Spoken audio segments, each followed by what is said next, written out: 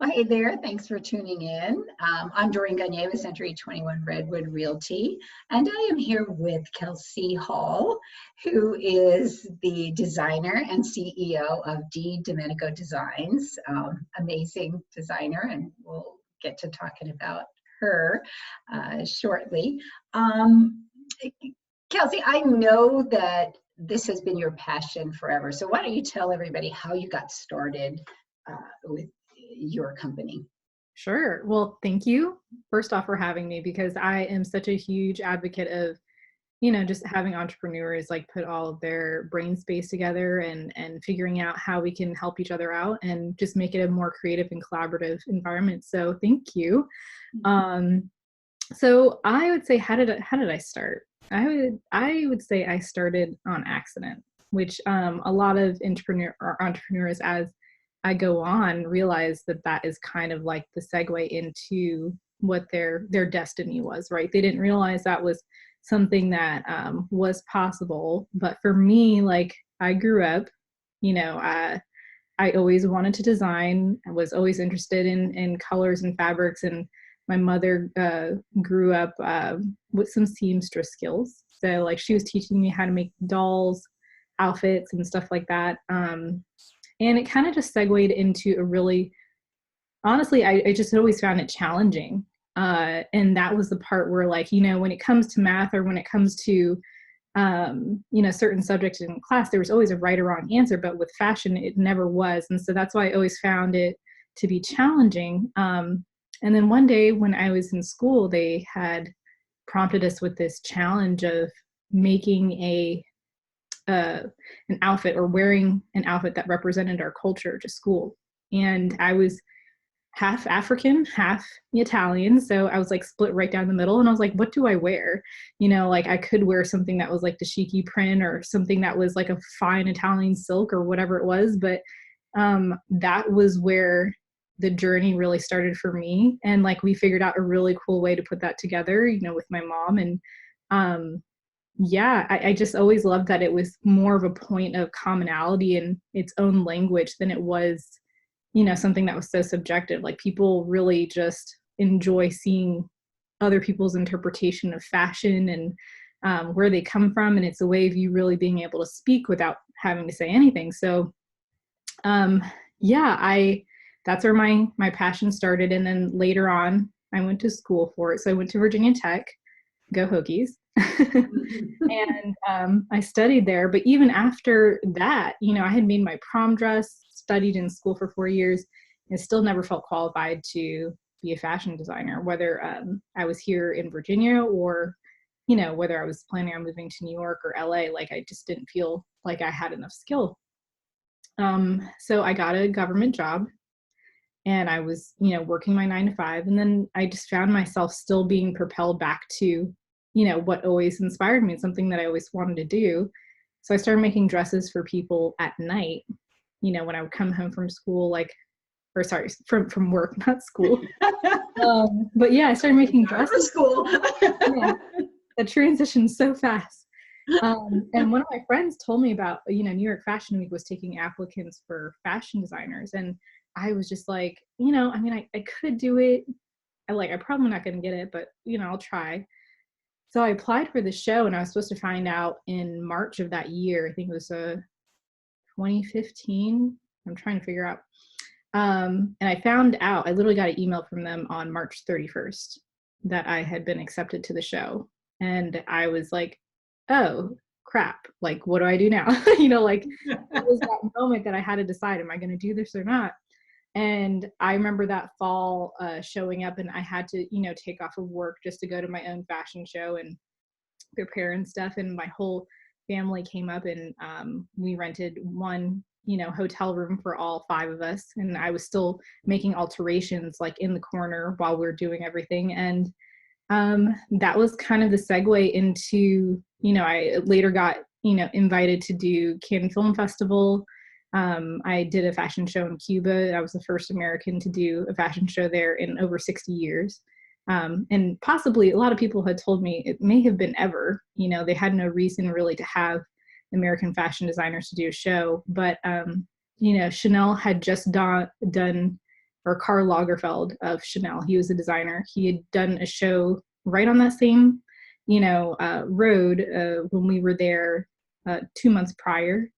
So, and we used the same models. So it was like all such a really cool experience. And we got invited to do Lima Fashion Week, and Peru actually sponsored us and my whole team to go down there. So there was just a lot since then. Like every single year since then, it's always just been like an international show of sorts that, spoke to what I wanted to do in terms of like, ever since I was younger, bringing together a fusion of culture in fashion. So yeah.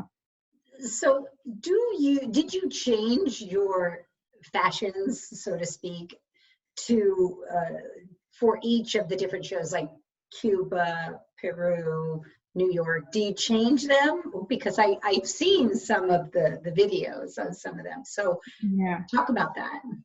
Yeah, for sure. So my absolute favorite, so going to Cuba really opened my eyes to, number one, they have some really talented designers there, but they have a true lack of resources. But even with the lack of resources, they found the most creative ways to like make these fashions. And so what I tried to do was really emulate, the type of not only aesthetic, but the type of materials that they would have been afforded for what they did for their shows. And like, cause I was basically aligned next to other Cuban designers when I went down there. And it was really fascinating. And on whenever I travel, my number one thing is to come back with fabrics from those different countries. And that's really how I started to design, because like, half of my suitcase would always be filled with fabrics. I mean, forget about shopping for, like leather goods and shoes and stuff. Like it was always fabric. But if for Lima, like what was interesting is they sponsored me to go there twice.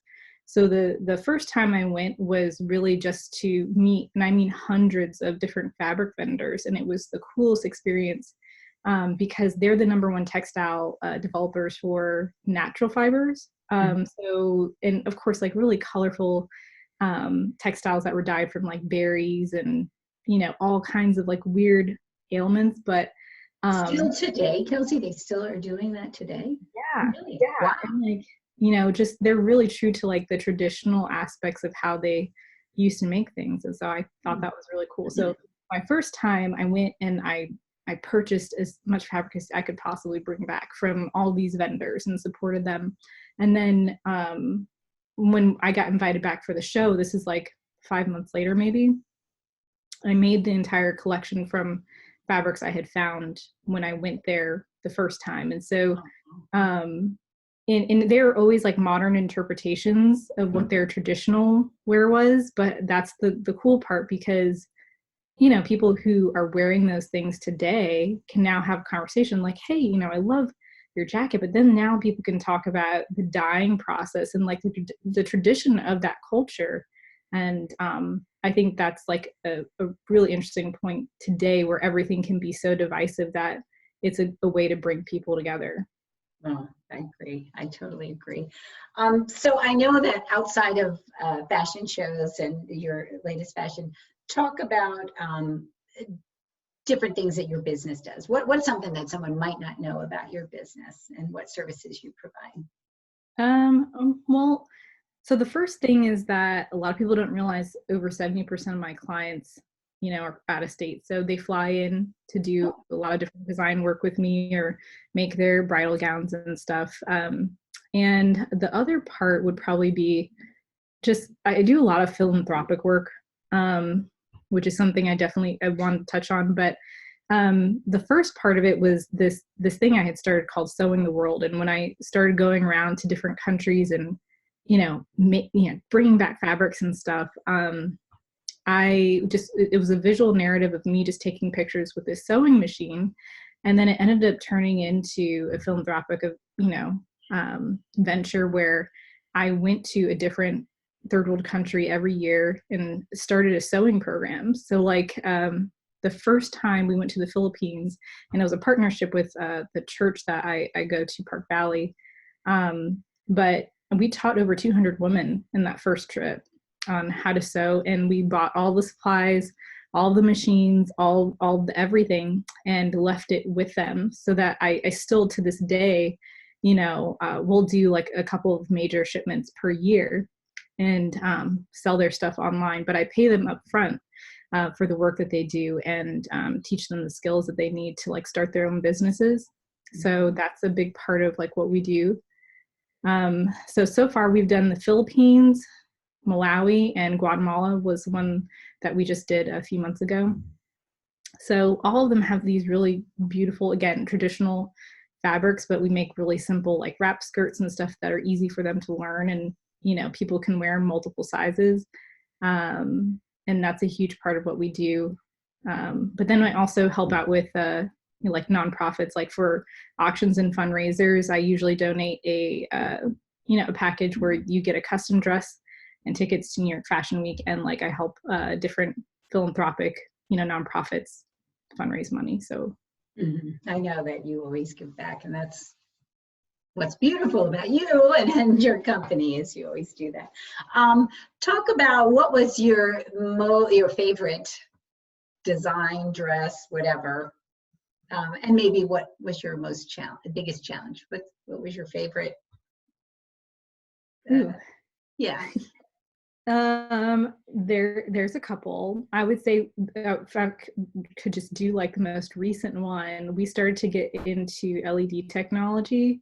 Oh. So I made this wedding gown that could light up with LED lighting, and that was a really big challenge for me, because it wasn't just, in an aspect, designing and making dresses is kind of like architecture.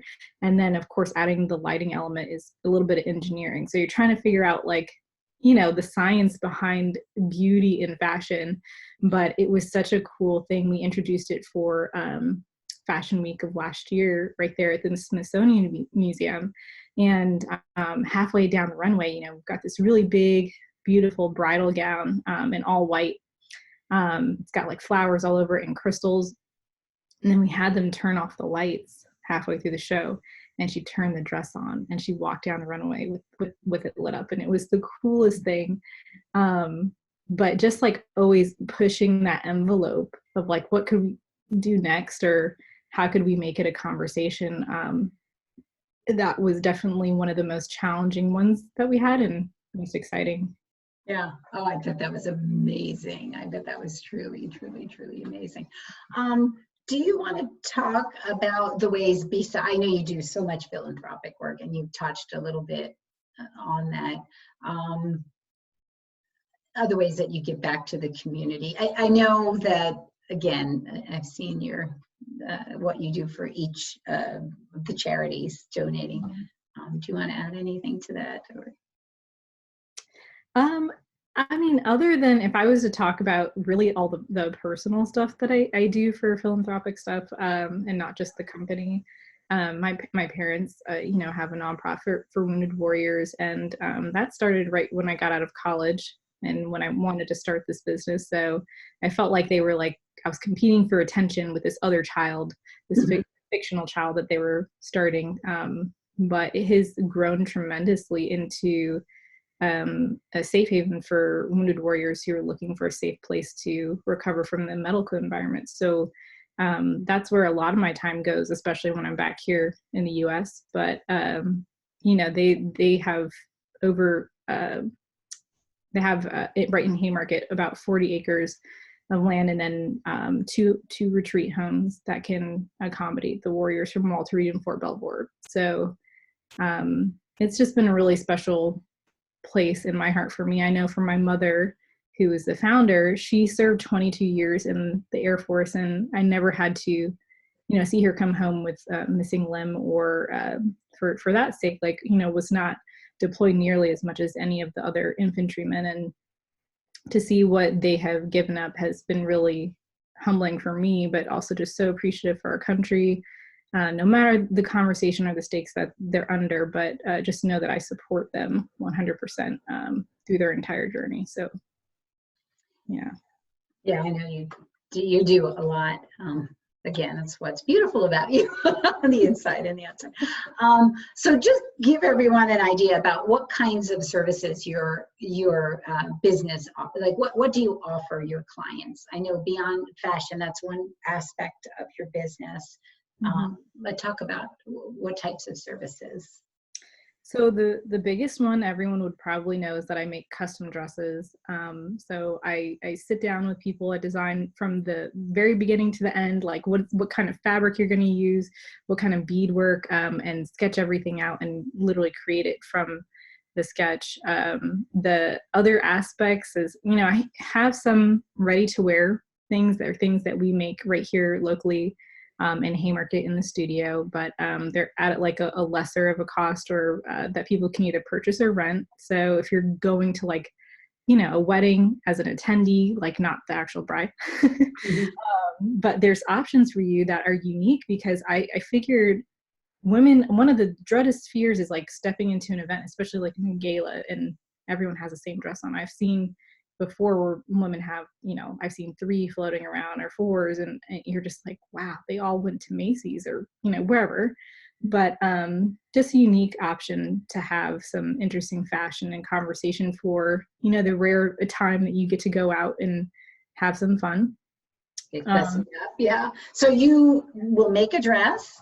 You can also rent some. I didn't realize that you can rent. You had dresses to rent, and then wedding dresses, of course. What's your favorite to do? Do you prefer wedding? Do you like the runway stuff? What do you like better?